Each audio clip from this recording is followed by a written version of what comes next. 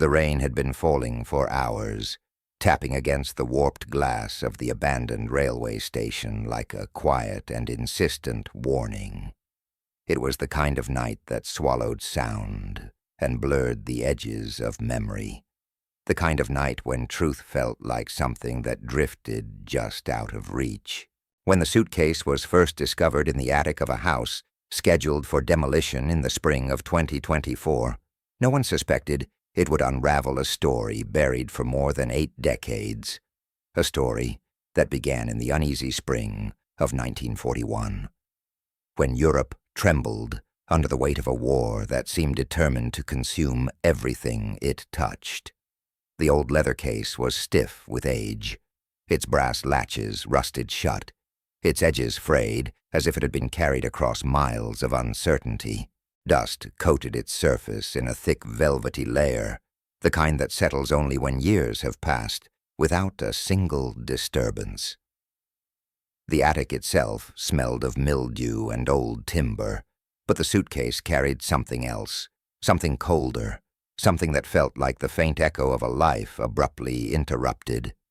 Inside the case were photographs, their edges curled and browned, a pair of wedding rings threaded onto a length of thin string, a silk scarf that had once been white but had yellowed into a ghostly shade, and tucked into an envelope marked with a trembling hand were 2 tickets for a train that no longer existed, bound for a destination that had become a whisper in forgotten timetables. The couple in the photographs, smiling, hopeful, unaware, were identified as Henry and Elise Whitlock, newlyweds who vanished during their honeymoon in the summer of 1941. Their disappearance had unsettled the coastal village where they were last seen, but the world had been at war, and the missing were plentiful. Their names dissolved into the archives of the unsearchable, and the whispers faded into the fabric of wartime chaos. Yet the suitcase, untouched for decades, suggested that their story had never truly ended. The photographs revealed more than simple memories. In one, Henry stood near a cliffside railing overlooking a gray, foaming sea, his posture relaxed, his smile gentle but distant, as though something occupied his mind even in the presence of joy. Elise appeared beside him in another, her dark hair pinned in a loose wave, her eyes bright but shadowed by something unsaid.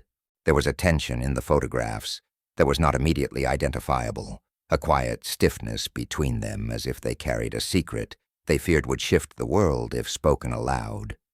As investigators in 2024 examined the contents of the suitcase, they were struck by the eerie preservation of the items, as though time itself had hesitated around them. One of the journals recovered, written in Elise's delicate handwriting, began with a description of their journey. She wrote of the chill in the air as they boarded the night train from London, of the dim yellow lights flickering above them, of how Henry brushed a piece of lint from her shoulder and told her that everything was going to be perfect. Yet her entries, though detailed, carried an undercurrent of dread. She described waking in the middle of the night, convinced someone was watching them from the corridor. She wrote of footsteps pacing outside their cabin long after the train had gone still for the night. She mentioned shadows that lingered longer than they should, and reflections in the glass that did not perfectly match the movements of the people casting them. Halfway down the first journal page, Elise's tone shifted. She wrote that Henry had begun acting strangely, frequently checking their compartment door and lowering his voice whenever other passengers passed. She described how he clutched a sealed envelope in his coat pocket and refused to explain its contents, insisting it was nothing, that she should focus on enjoying their honeymoon. But Elise sensed something looming behind his refusal, something that unsettled him deeply. Her words hinted at paranoia, but beneath the fear lay devotion. She believed Henry was protecting her from something he lacked the courage to explain. Somewhere in the middle of the first topic's unfolding tension, a gentle invitation can find its place as naturally as a whispered breath among shadows. For those listening, for those drawn into the unraveling of old secrets and vanished lives, a simple question lingers in the dim corridor of this tale. From where are you watching this story unfold? Your presence shapes this investigation. Your perspective deepens its echoes. As the journal continued, Elise recounted their arrival at a coastal inn just outside a village that no longer appears on modern maps, an inn surrounded by wind-bent pines and cliffs that dropped sharply into the crashing sea. She described how the owner, a gaunt man with pale eyes, seemed startled by their presence. He asked twice whether they were certain they had no one else joining them, and his gaze kept drifting toward the dark tree line beyond the property. Elise wrote that the inn felt older than the war, older than the country itself, as though it had been built atop something the earth had once tried to bury. Henry, increasingly restless, avoided staying inside their room. He spent hours each night walking the beach below the inn, returning only when the sun threatened to rise. Elise described hearing him muttering to himself, pacing the wooden floorboards with a soft, rhythmic cadence that suggested he was fighting an inner battle. She confronted him on their fourth night, pleading for honesty, demanding to know what he had brought with him into their marriage. Yet Henry, torn by a conflict she recorded but did not understand, simply told her that some truths were safer when carried alone. His voice trembled. She wrote that it was the first time she realized fear could exist alongside love, without diminishing it. The journal ended abruptly on the morning of June 14th, 1941.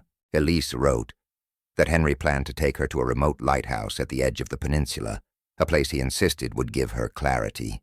She described a strange fog rolling in from the sea, unnaturally thick, swallowing the horizon. She wrote of a peculiar silence that smothered the village, despite the gulls overhead appearing to scream without sound. Her final words were uncertain, shaped by a dread she struggled to articulate. She wrote that the fog felt like a living thing. She wrote that she did not want to go. She wrote that Henry said they had no choice. The entries ended there.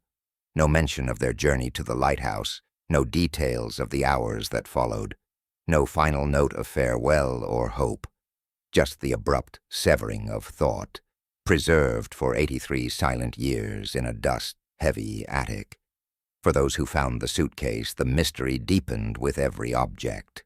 The wedding rings bound by thread, the tickets for a train long erased from railway records, the scarf, still faintly scented with salt and thyme, a pocket watch frozen at 2:17, and a single photograph that did not appear to belong with the rest, a blurred image of the lighthouse, taken from a distance, with two silhouettes standing at its base. The silhouettes were indistinct, but their shapes suggested recognition, as though Henry and Elise had indeed reached that lonely structure perched above the devouring sea. Yet something in the image felt wrong. The angle was strange, too high to have been taken by anyone standing on the ground, and the sky above the lighthouse looked warped, stretched, as if the film had captured something the human eye should not have seen. Investigators in 2024 concluded that the suitcase must have been hidden intentionally. Its placement behind the attic's structural beams suggested someone had gone to great effort to conceal it. But who? The house's previous owners had no knowledge of the Whitlocks. The attic had not been opened since the late 1970s. No one could explain how the suitcase had remained untouched for so long, or why it appeared only when demolition crews loosened a decaying section of the roof. The story of Henry and Elise began to re-emerge from the dust, fragile and incomplete. Their families had vanished, their records fragmented by wartime destruction. But the suitcase insisted they were not merely forgotten. It insisted that something had happened to them that could not remain buried forever. And as those reconstructing the case traced the final days of their honeymoon, they were drawn again and again to the abandoned lighthouse, now little more than a ruin on a cliff, inaccessible by any modern path.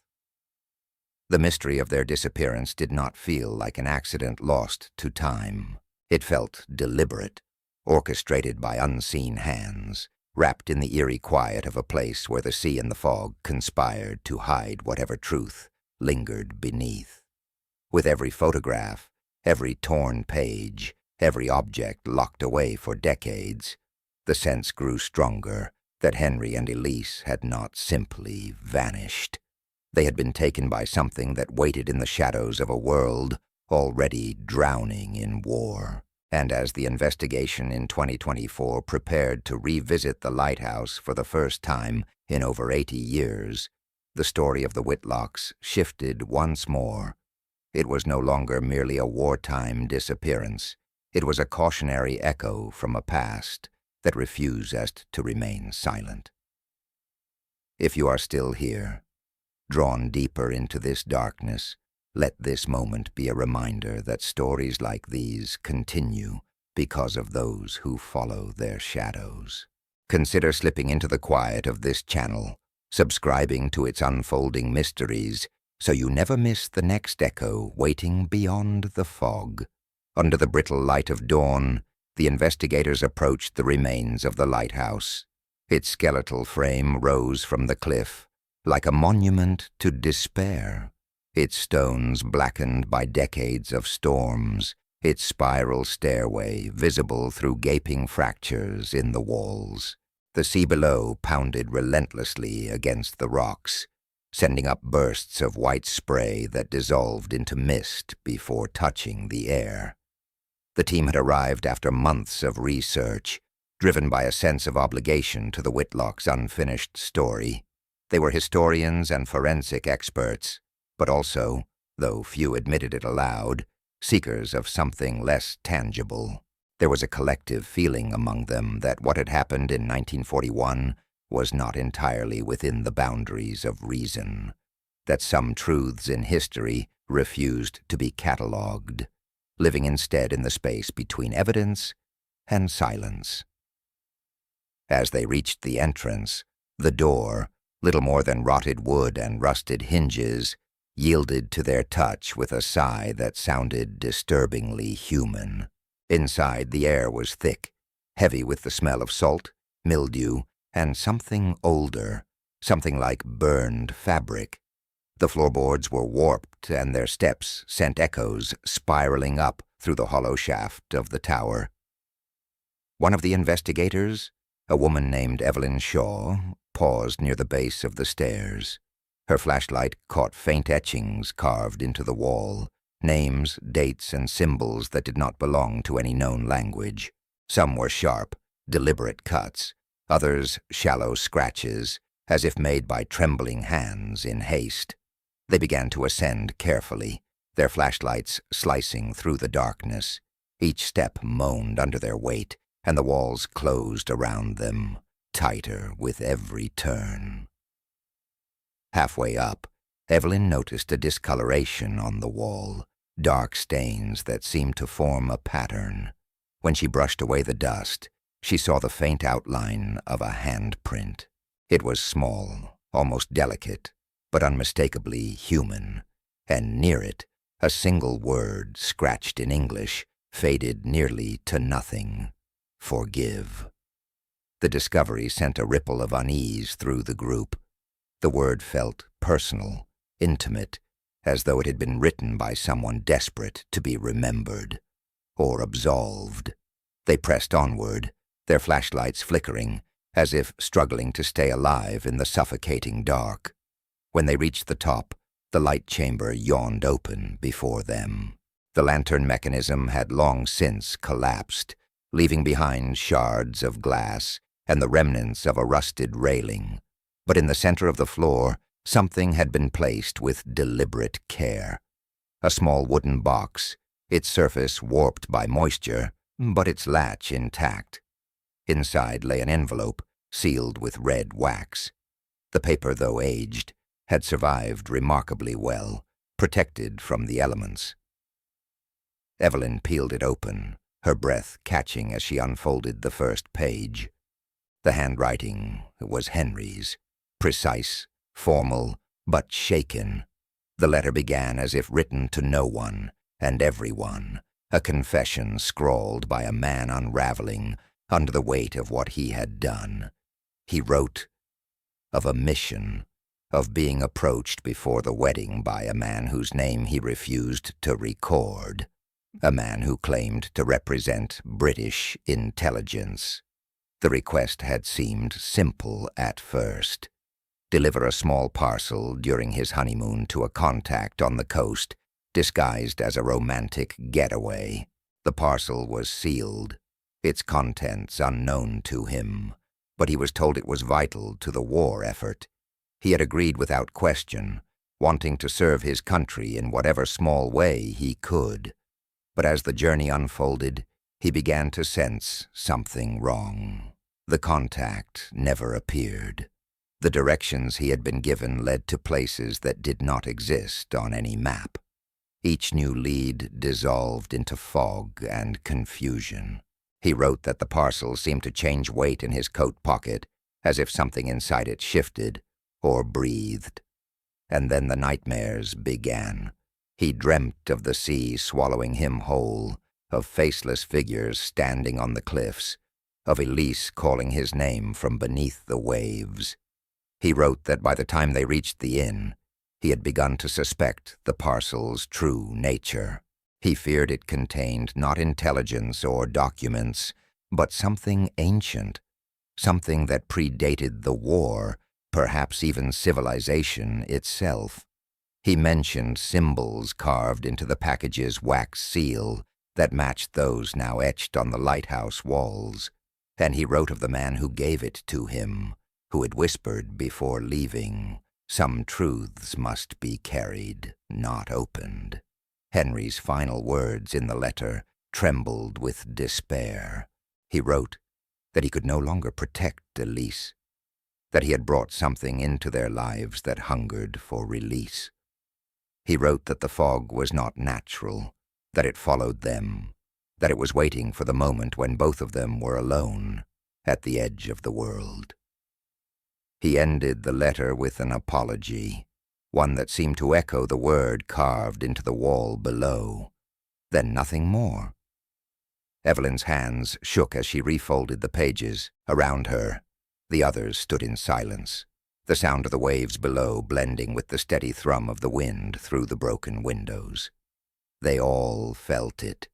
The atmosphere in the room was wrong, charged with something that moved beyond the ordinary chill of decay. One of the younger investigators, a technician named Robert, picked up a piece of glass from the floor. It was smooth, slightly curved, unlike any part of the lighthouse lens. When he turned it toward the light, the reflection wavered unnaturally, bending the image into shapes that seemed almost human. Outside, the fog had begun to roll in again, thick and gray, swallowing the horizon as it had in Elise's journal. Within minutes, the world beyond the windows disappeared. The group's equipment crackled with interference. Cameras glitched. Audio recorders picked up static that pulsed like a heartbeat. The sensation of being watched crept over them, and though none wanted to speak it aloud, each felt it pressing on the edges of their awareness, a presence that had been waiting for someone to return. They decided to descend, but the staircase that had brought them up now felt endless. The lower floors were darker than before, and the air had grown heavier. Robert swore he saw a figure at the base of the stairs, but when they reached it, there was nothing there, only the echo of dripping water. Near the exit, they found a fragment of wood that had not been there when they entered. It was part of a door frame, inscribed with initials HW and EW, joined by a carved heart.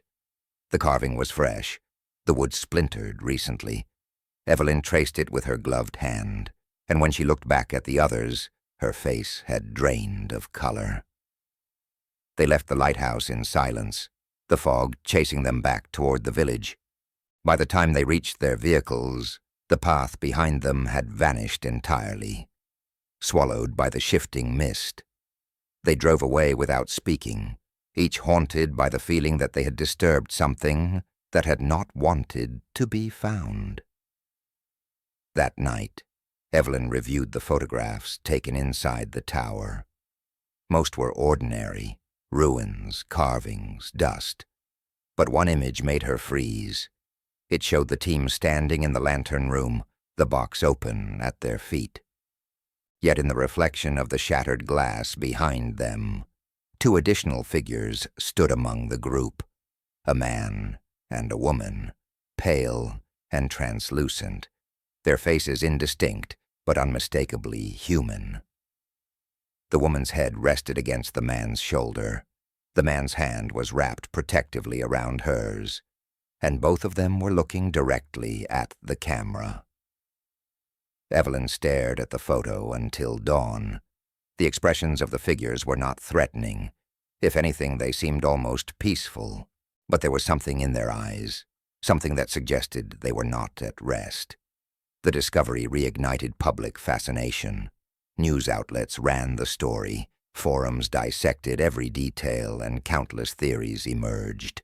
Ghosts, government experiments, lost wartime rituals. Yet no one could explain how the photograph had been taken, or why the faces of Henry and Elise Whitlock, missing since 1941, appeared in a digital image from 2024.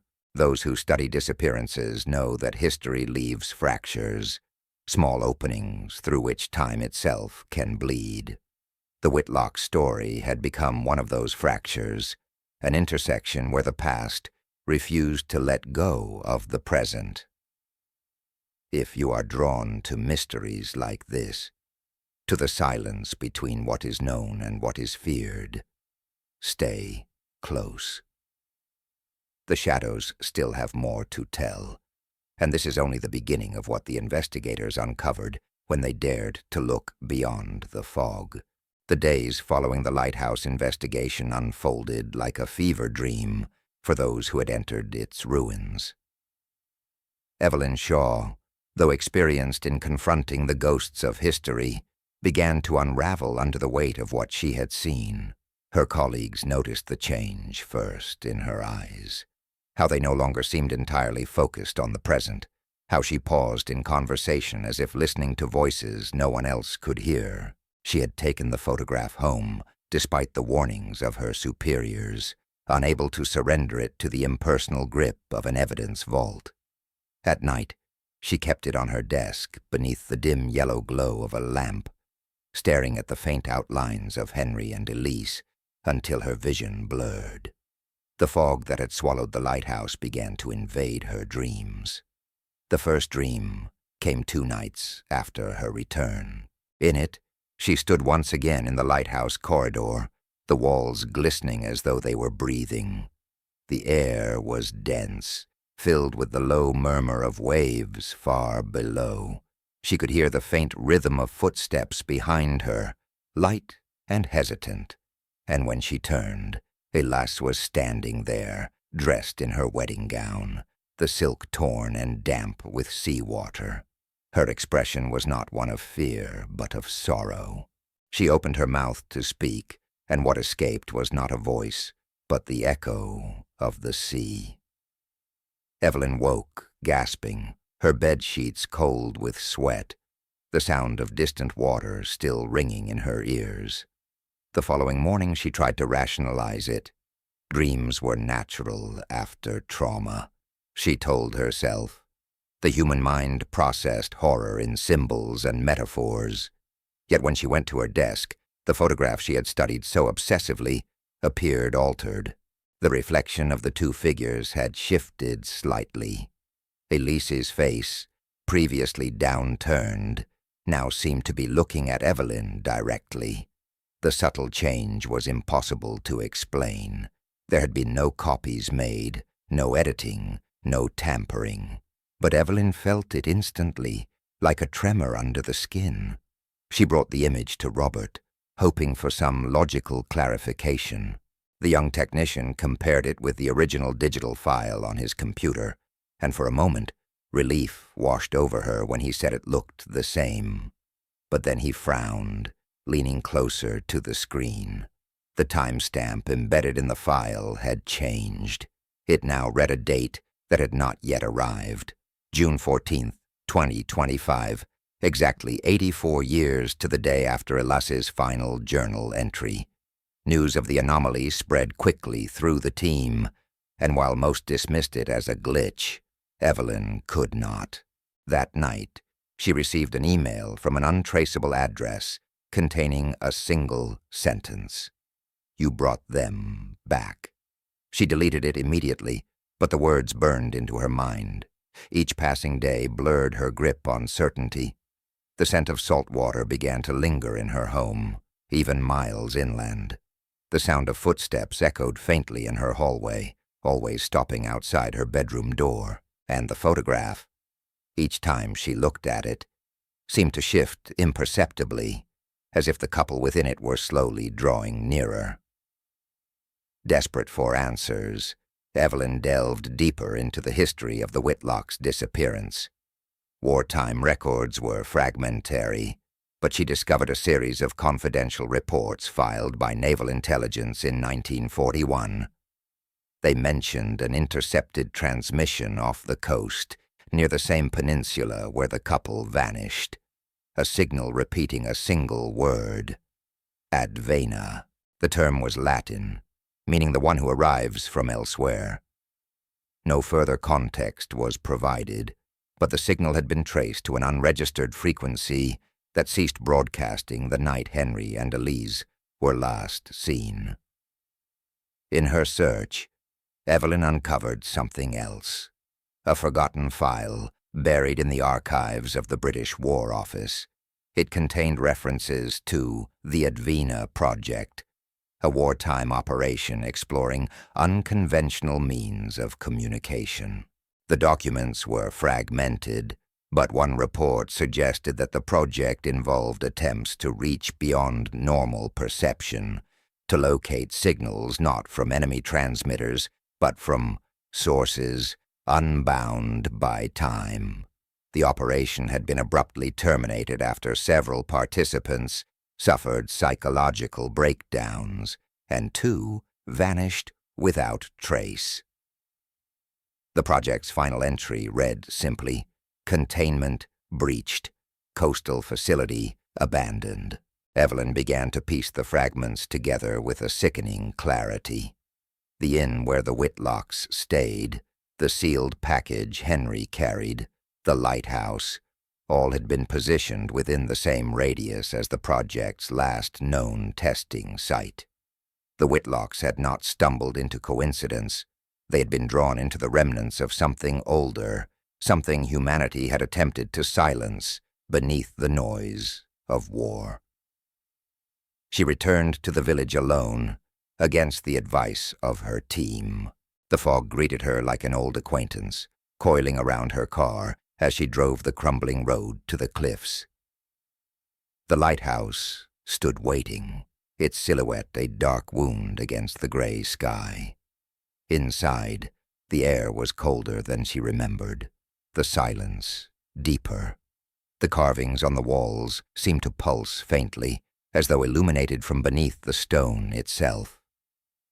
She followed the spiral stairs to the lantern room, her flashlight cutting through the gloom. The wooden box still lay there, though the envelope was gone. In its place sat a small fragment of glass, curved, smooth, identical to the one Robert had found. When Evelyn held it to the light, her surroundings seemed to bend.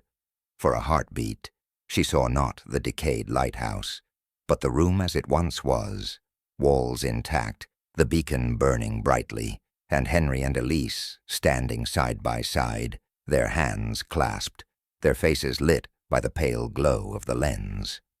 Evelyn froze. They were looking at her. Not through her, but at her, as if aware she had crossed into their unfinished story. Elise stepped forward, her mouth moving without sound, her eyes pleading. Evelyn felt her pulse quicken, her grip on the glass tightening until it bit into her palm. The vision shattered, and the room returned to darkness. She stumbled backward, blood running down her hand, the sound of the sea roaring below. When she finally fled the lighthouse, dawn was breaking. The fog began to thin, revealing the sea stretched endless and gray. But as she looked down the cliffs, she saw something that made her stop cold. Two figures stood on the rocks, far below, barely visible through the mist. They faced the horizon hand in hand, their outlines wavering like heat. The tide crashed around them, yet they did not move. She called out, though she could not explain why, and for the briefest moment, both turned toward her. Then, as the fog swept in once more, they were gone. Evelyn returned to the mainland with more questions than answers, but she was not the only one changed. Robert, who had handled the original photograph, began to experience similar disturbances, unexplained whispers, glimpses of movement in mirrors, the scent of brine. It was as though contact with the evidence had marked them, binding them to whatever force lingered beyond the edge of reason. Weeks passed, and the public's fascination intensified. Paranormal researchers flocked to the coastline, only to vanish into the fog or return incoherent with fear.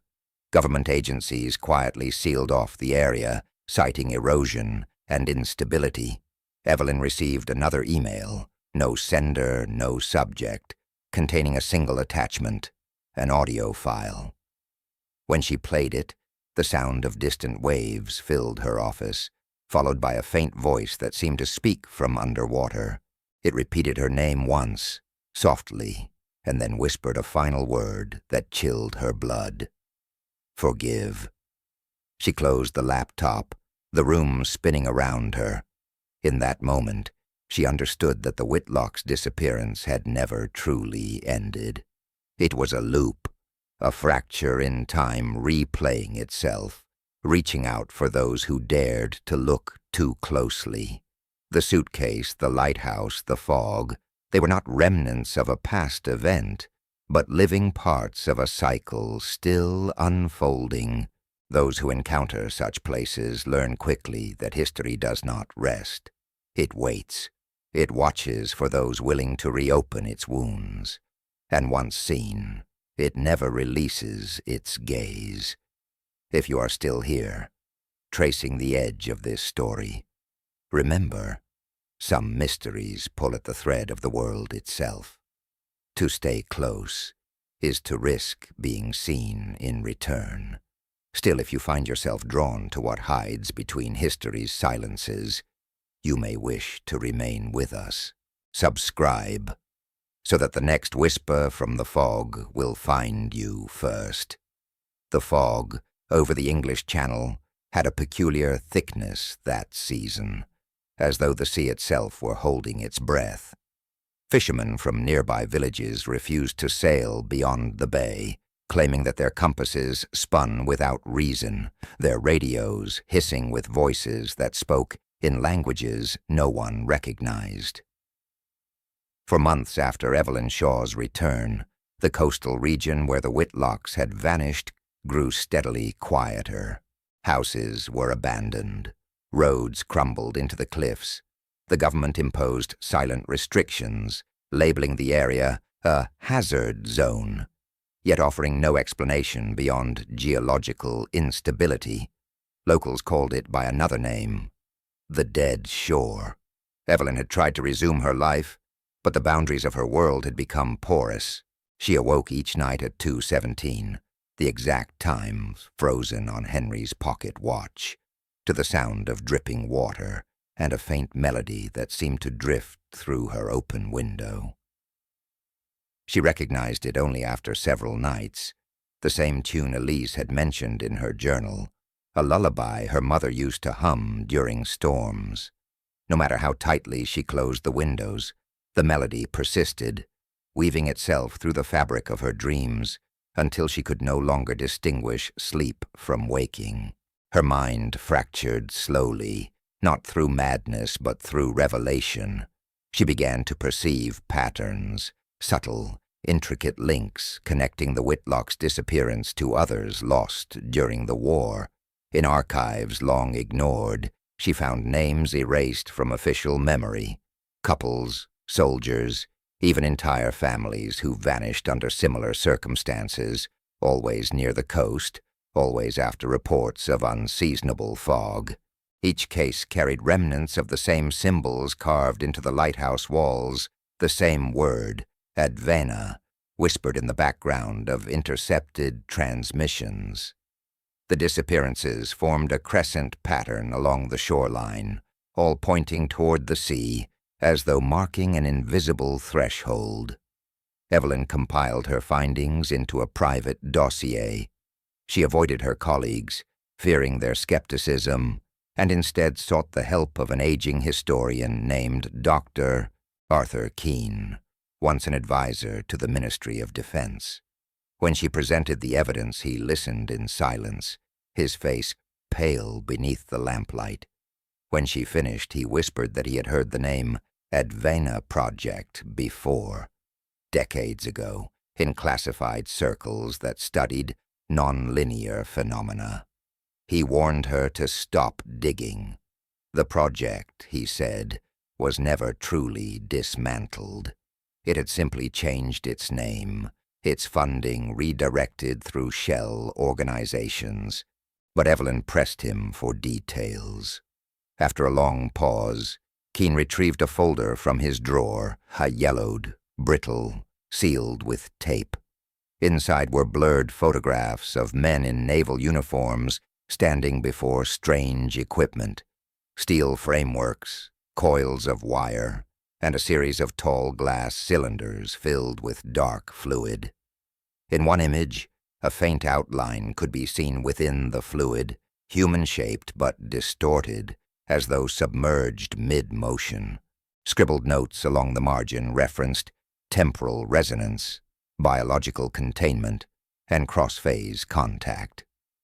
At the bottom of one report, in shaky handwriting, was a chilling phrase: "The medium requires emotion. Grief sustains the aperture." Evelyn realized then that the Whitlocks had been chosen, not by chance, but because of what they represented, a pair bound by love and fear, capable of producing the kind of emotional energy the project required. The honeymoon had been the pretext.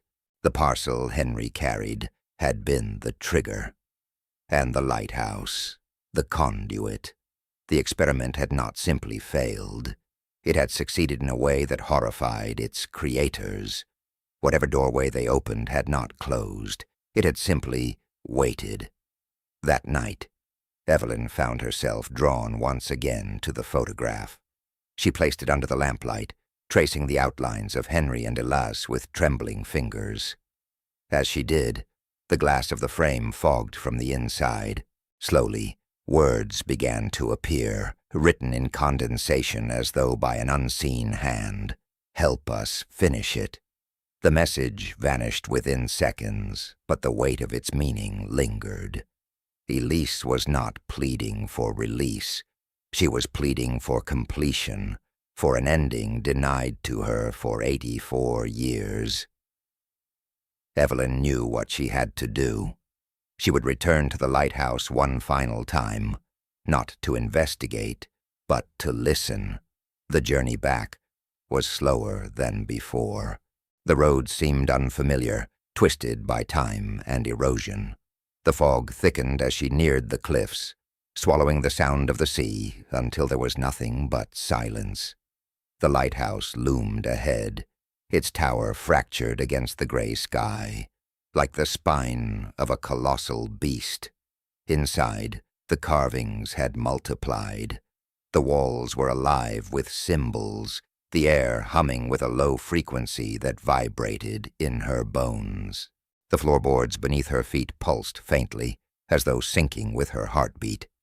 At the center of the lantern room, where the box had once rested, a pool of seawater had formed despite the dry weather. From its surface rose the faint glimmer of light, shifting like moonlight on glass. Evelyn knelt beside it, feeling the temperature drop sharply. Her reflection wavered on the water, and for a heartbeat, she saw not her own face, but Elise's. The reflection spoke without sound, the motion of her lips forming two words. "It's open." The wind outside howled suddenly, slamming against the tower like a living force. The temperature plummeted, frost forming along the iron railing. Evelyn clutched her recorder, whispering into it, her voice trembling. "They're here, both of them. It wasn't death, it was displacement."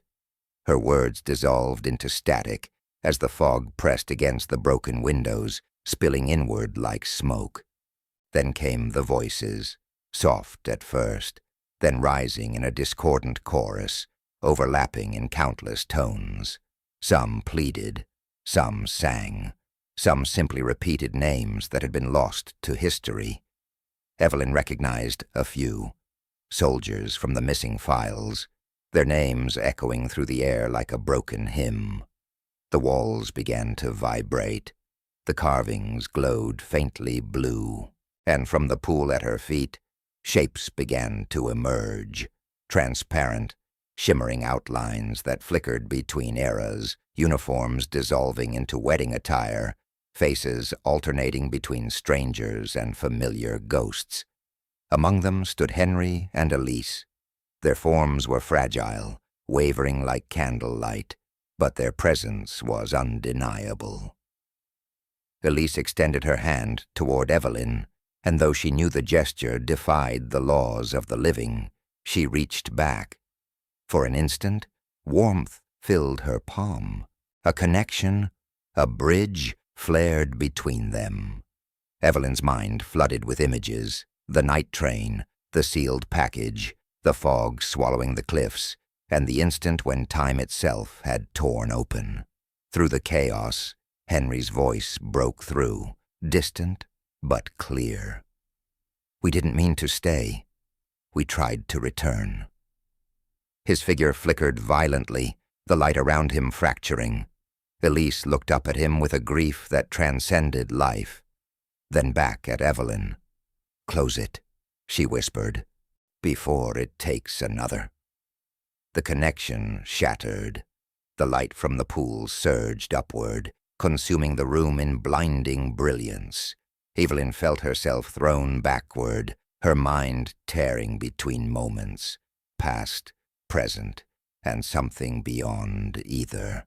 She saw the lighthouse collapsing in reverse, rebuilding itself through time, the Whitlocks boarding the train once again, smiling, unaware. She saw her own reflection fade into theirs. When she awoke, she was lying at the base of the cliff, the lighthouse above her nothing more than rubble. Rescue teams found her hours later, dazed but alive, clutching a water-damaged photograph. In it, Henry and Elise stood together, smiling. But this time, their eyes were not haunting or hollow. They were at peace. Evelyn never spoke publicly of what happened. Her official report described structural failure and hallucination brought on by exposure to toxic gases. Yet those who knew her noticed that the fog around the coast never returned after that night. The tides calmed, the whispers ceased, the dead shore began slowly to live again. And still, in the archives of her private collection, one last audio recording remains. A faint voice, barely audible beneath the sound of waves, says, "Thank you for those who have followed this story to its edge, who have felt the pull of the unseen. Remember that curiosity can awaken what should sleep. Yet if you found yourself unable to turn away, if these echoes call to you from the dark corners of time, Stay close. Like the sea, there are more secrets waiting beneath the surface. If you wish to hear what happened after the silence, the aftermath that history tried to erase, subscribe now, and let the next story find you in the dark. For months after the lighthouse collapse, Evelyn Shaw drifted through the edges of her own life, like a ghost that refused to admit it had died. The world around her had resumed its rhythm, cars passing, newspapers printing, the machinery of ordinary existence grinding on. But within her, time had fractured. The doctors called it post-traumatic dissociation. The investigators called it shock. But Evelyn knew it was something else entirely. The night the light consumed her, she had crossed a threshold that no human was meant to see. And though her body had returned, part of her had remained somewhere beyond the fog. She lived in a small seaside house now, far from the cliffs, but close enough that she could hear the sea at night. The sound no longer frightened her, yet it never felt entirely real.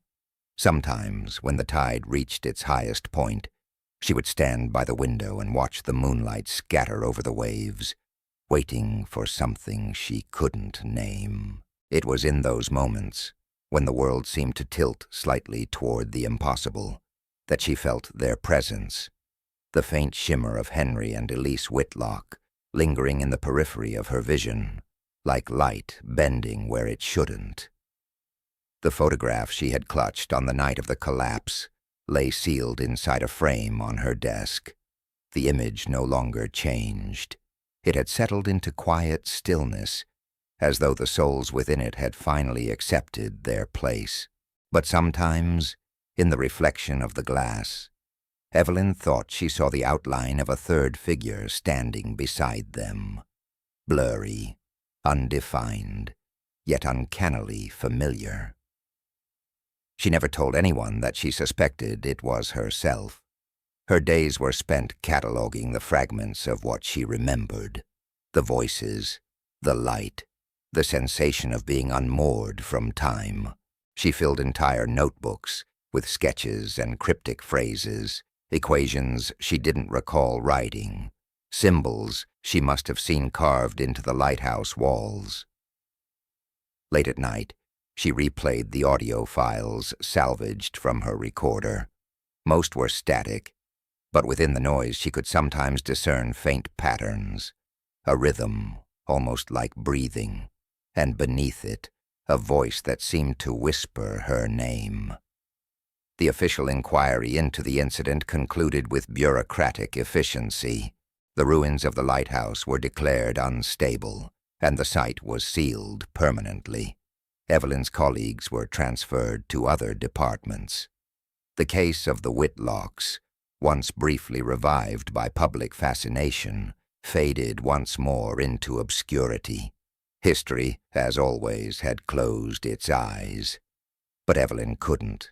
She had seen too much to return to the comfort of disbelief. One evening in early winter, a letter arrived without a return address. The envelope was thick, sealed with a stamp from no known postmark. Inside was a single sheet of paper bearing only one line, typed in an uneven font. You did not close it. It only sleeps. The words sent a chill through her bones. She checked the postman, the timestamps, the neighbors. No one had seen who delivered it.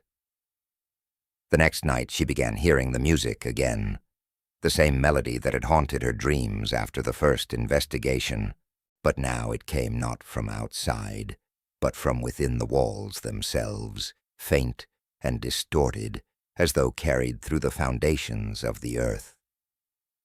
Within days, her isolation deepened. The mirrors in her house began to fog inexplicably, even without humidity. The temperature in her study fluctuated violently. Her electronics failed one by one. The static in her recordings grew louder, closer, like breath against her ear, and always in the background, the faint repetition of that same word, the one that had haunted the files, the transmissions, the Whitlock's final days. Advina. Determined not to surrender to fear, Evelyn sought answers through research, tracing the fragments of the Advina project beyond the war years. What she uncovered was not merely a continuation, but an evolution. After 1941, the research had shifted to private contractors, companies that disguised their operations as oceanographic research, communications testing, even art restoration.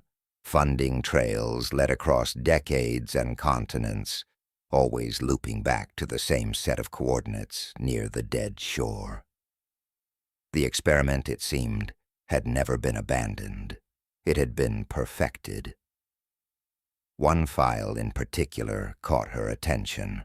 It described a series of sonar anomalies detected off the coast in 1987, signals that mirrored human speech patterns, but in reversed frequency bands.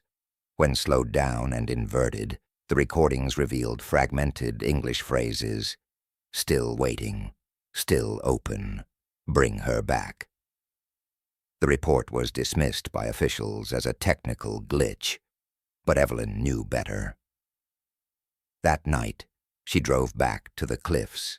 The government fencing was still there, rusted and torn by time. Beyond it, the ruins of the lighthouse jutted from the ground like broken teeth. The air was heavy with moisture, the kind that clings to the skin and never truly dries. The sea below shimmered with faint bioluminescent light, as though something deep beneath the surface was stirring. She set up her recorder, speaking softly into the darkness. "If you can hear me," she whispered, "if you're still there, Henry Elise, I'm listening." For a long moment, there was nothing but the sound of the tide. Then faintly, a reply, not through the air but inside the recorder itself. Static at first, then a voice, Elise's, unmistakable, trembling with distance. "We're not alone here." Evelyn's breath caught. The voice broke, replaced by another, a deeper, older, resonant like a vibration through stone. The door was never ours to close.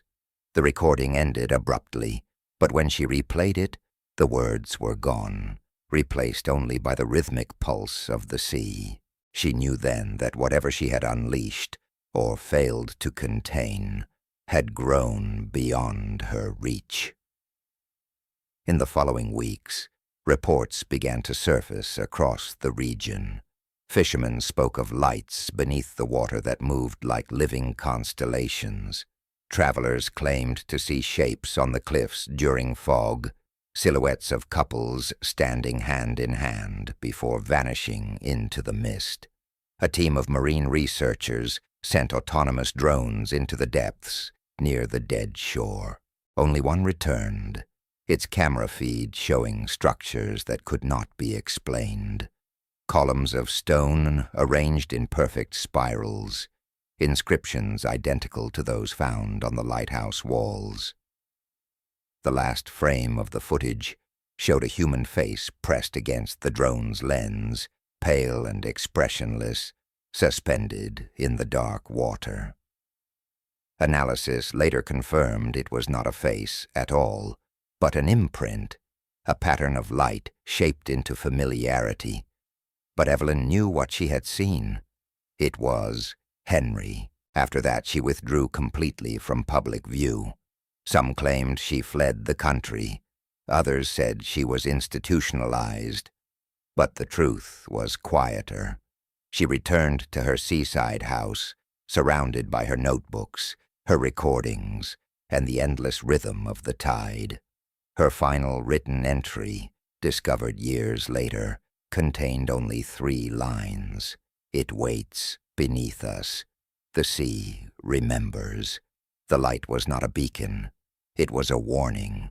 When the fog returns, so will they. No one knows what became of her after that. The house stood empty for years, the locals avoiding it. When it was finally sold in 2038, The new owners found the photograph still on the desk. The glass was cracked, but the image was unchanged. Henry and Elias Whitlock, smiling faintly beneath an overcast sky. And though the house was silent, some visitors claimed they could hear a woman's voice whispering faintly from the walls. We did close it. For now. The story of the Whitlocks became legend again, folded into the folklore of the English coast, a tale of love, loss, and the dangerous persistence of memory. But for those who've stood on that shoreline during the heavy mists of winter, the feeling remains that something still breathes beneath the waves, waiting for the world to forget once more. If you're still here, listening to this story as the darkness settles around you, take a moment to breathe and feel the silence. The sea keeps its secrets well, but not forever. If you want to follow the next thread, what happened when the fog returned years later, stay close. Subscribe so you won't miss when the tide turns again. By the time the fog returned, the coastline had changed. The cliffs had eroded into new shapes. The sea had swallowed roads that once led to the lighthouse, and the world had learned to forget what it could not explain. It was the spring of 2040 when the first signs appeared again. Ships reporting navigation malfunctions, drones vanishing into static clouds of interference, and an unshakable sense among the locals that the air had grown heavier, as though the sea were once more drawing breath. The dead shore had been silent for years, but silence, like history, has its own limits. At dawn on May 3rd, a surveillance buoy stationed 5 miles off the coast transmitted a final, fragmented signal before going dark. The data logs, recovered hours later, showed irregular frequency spikes, forming a pattern too structured to be random. When converted into audio, the transmission revealed something resembling a human voice, distorted, distant, repeating a single name. Evelyn. The signal originated from deep beneath the sea, far below any known trench. The Oceanographic Division of the Ministry of Defense initiated a restricted operation under the code name Murmur. Officially, it was to investigate seismic irregularities. Unofficially, it was to confirm whether the Whitlock phenomenon, now a classified entry in post-war intelligence archives, had reawakened. The team deployed was small, chosen for discretion. Dr. Samuel Hart, a geophysicist known for his work on magnetic resonance anomalies. Lieutenant Anna Price, an expert in deep-sea recovery. And a linguist, Dr. Nina Corin, who specialized in wartime cryptography. They arrived in the coastal town under cover of routine survey work, renting a decaying harbor warehouse as their base. From there, they launched submersible drones equipped with spectral mapping sensors. The first descent returned nothing but darkness and the hum of deep pressure. The second captured what appeared to be faint lights, organic, pulsating, shifting in rhythm like breathing. The third recorded something that froze them all, an image of a structure rising from the seabed, impossibly intact. It was the lighthouse, or something that wore its shape. The footage showed the structure standing upright in perfect preservation, every window intact, every stone clean. But it was not built of rock or concrete. It seemed to be composed of glass or something like it, refracting the submersible's lights into ghostly colors. Around its base lay fragments of what appeared to be furniture, personal items, even a suitcase identical to the one found in the attic years earlier. The timestamp in the recording indicated a depth where light could not reach, and yet the tower glowed faintly from within. Dr. Hart, reviewing the data, noticed fluctuations in the surrounding magnetic field. The readings were identical to those recorded near the ruins in 2024, during Evelyn Shaw's final investigation. It was as though the same event, the same tear in time, was pulsing again from the depths. The discovery should have ended the mission. Instead, it deepened their obsession. At midnight, Anna Price initiated a direct descent in a manned submersible Asterion against protocol. Dr. Corrin joined her, carrying audio playback equipment programmed with fragments from the original Whitlock recordings. They believed the signal from the deep was mimicking human speech, attempting to communicate. Dr. Hart monitored from the surface, his eyes fixed on the slow crawl of depth metrics on the screen. At 2:17 a.m., the time forever linked to the Whitlocks, their communications flickered. Static filled the line, and then a voice emerged, clear, human, and impossible. It was Evelyn Shaw. "Don't follow the light," she said. "It doesn't lead out." Hart froze. The voice was unmistakable, her tone, her breath between words. But Evelyn had been dead for years. He tried to respond, but the channel went dead. A minute later, the telemetry spiked, showing pressure levels that should have crushed the submersible. Then, as suddenly as it began, everything stabilized. "Surface team," came Anna's voice, trembling but steady. "We're still here. You're not going to believe this." Through the feed, Hart saw it. The glass lighthouse rising before them, its surface rippling as though underwater light itself had become fluid. As they drew closer, faint silhouettes moved inside the walls, people walking, turning, standing by invisible windows. One figure, distinct from the rest, stood facing outward. It was a man in a dark suit, his expression serene. Behind him, a woman in a flowing dress reached out her hand, her face soft with something that looked like recognition.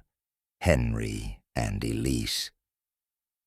The submersible's lights flickered. The figures turned toward the camera. The feed distorted violently, colors smearing into gray static, and then something, some pulse, washed through the equipment. Alarms blared on Hart's console. "Asterion, pull back. You're too close." But the voices on the line were no longer human. They were layered, countless, whispering in unison from inside the interference. It never ended. Then silence. The submersible's beacon winked out. The sonar returned only the endless hum of the sea.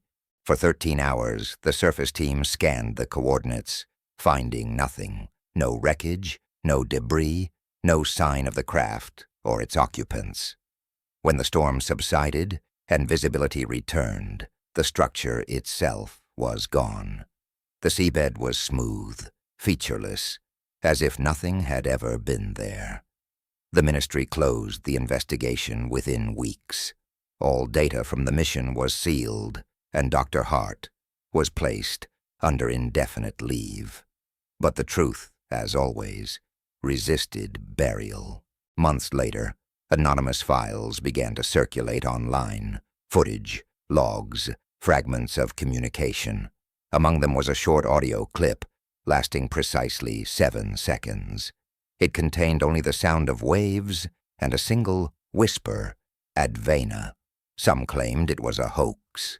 Others swore they recognized the second voice in the background, Evelyn's. A few researchers suggested the word was not Latin, after all, but older, derived from an extinct maritime dialect, meaning the one who returns. By the end of that year, reports began emerging from across the Atlantic. Ships encountering fog banks that appeared from clear skies. Radio operators receiving distorted transmissions with British accents from the 1940s. Pilots crossing the channel described seeing a light spinning far below the surface, faint but constant, as if a beacon had been lit once more. For those who lived near the coast, sleep became uneasy. The sea had grown restless again, humming softly against the shore. Dogs refused to go near the water. Children spoke of voices calling from the waves, and on windless nights, the people of the dead shore swore they could see two faint figures walking hand in hand along the tide's edge, their reflections trailing behind them into the mist. The world called it coincidence. The sea called it memory. The Whitlock story, once a single tragedy, had become something vaster, a ripple through time, looping endlessly between love and loss, drawing the living toward the same light that had devoured them decades before. If you are still here, still listening as the tide breathes against the edges of this tale, remember, some stories don't end. They return, in cycles, in fog, in echoes through water, and when the next light rises from the deep, it will be calling for another name. Stay close. Like the watchers on the cliffs, keep your eyes on the horizon. The fog is coming again. If this story's darkness has held you, if its silence has followed you past the end of this night, you know what to do. Subscribe, so that when the sea whispers next, you'll be the first to hear. By 2041, the fog had claimed its final silence. The reports stopped, the signals ceased, and the sea lay still as glass. The government declared the coastal zone stable once more, reopening it to limited travel. Tourists returned, walking unknowingly over the places where history had folded in on itself. The village, rebuilt and renamed, flourished again under a different story, one without ghosts, without disappearances, without the name Whitlock. But history, as always, keeps its debts. In October of that same year, a man named Daniel Shaw arrived at the coast. He carried no luggage apart from a battered leather journal and a small recorder. The locals recognized the surname, Shaw, like the woman who had vanished years earlier, but he offered no explanations. He said he was writing a book about wartime folklore, about the myths that lingered after the bombs fell. Yet the truth, as his notes later revealed, was that Daniel was Evelyn's grandson. He had found her journals after her death, and though her family had dismissed them as delusions, he could not ignore the precision of her words. The sea remembers. The light was not a beacon. It was a warning. He read those lines again and again until he began to dream of them. And so he came to the place where the fog once breathed, to understand what his grandmother had tried to close. The village had changed, but the air had not. The same metallic scent lingered near the cliffs, the same unnatural quiet between gusts of wind. Daniel rented a room overlooking the bay, setting up his recorder by the window. Each night, as the tide rose, he listened to the rhythmic murmur of the waves and waited for something to answer. On the fifth night, it did. At 2:17 a.m., the static began, a low hum that built slowly into a pulse. Through the recorder's small speaker came a faint melody, wavering like something carried across decades of water. It was a lullaby, the same one Evelyn had described in her journals. Then, a voice. Daniel. He froze. The voice was soft, female, distant, yet familiar. It came again, clearer. You're close. He scanned the horizon, but the night was black, the sea unbroken. Yet from the far edge of the bay, a pale light shimmered beneath the water, rising and falling like a heartbeat. He followed it, drawn by something deeper than curiosity, something written into his blood. The path to the cliffs had changed since Evelyn's time. The old fencing was gone, replaced by warning signs that swayed uselessly in the wind. The rocks below glistened with salt, and the air thickened as he approached the edge. The light grew stronger now, pulsing in rhythm with his heart. It came from the deep trench where the lighthouse once stood. He turned on the recorder. "This is Daniel Shaw," he whispered. "Location, dead shore, visual contact with something. Light beneath the surface, approximate depth, unknown." The ground trembled faintly beneath his feet. The sea began to churn, ripples spreading outward in perfect circles, and then breaking through the waves came the top of a structure, glass-like, translucent, rising slow and deliberate. The lighthouse. It emerged just as Evelyn had described it, pristine and silent, the water cascading down its surface in sheets of silver. Within its walls moved faint silhouettes, men and women walking in endless loops. One turned toward him, her face illuminated by the shifting glow. "Elise." Daniel stepped closer to the edge. "Evelyn," he whispered into the wind, "if you're here, show me." The fog surged upward, curling around him like breath. The air vibrated with a sound deeper than hearing, a resonance that spoke directly to the bones, and in that sound 100 voices intertwined, some pleading, some calm, all echoing through the veil between worlds. Then, amid the cacophony, he heard her.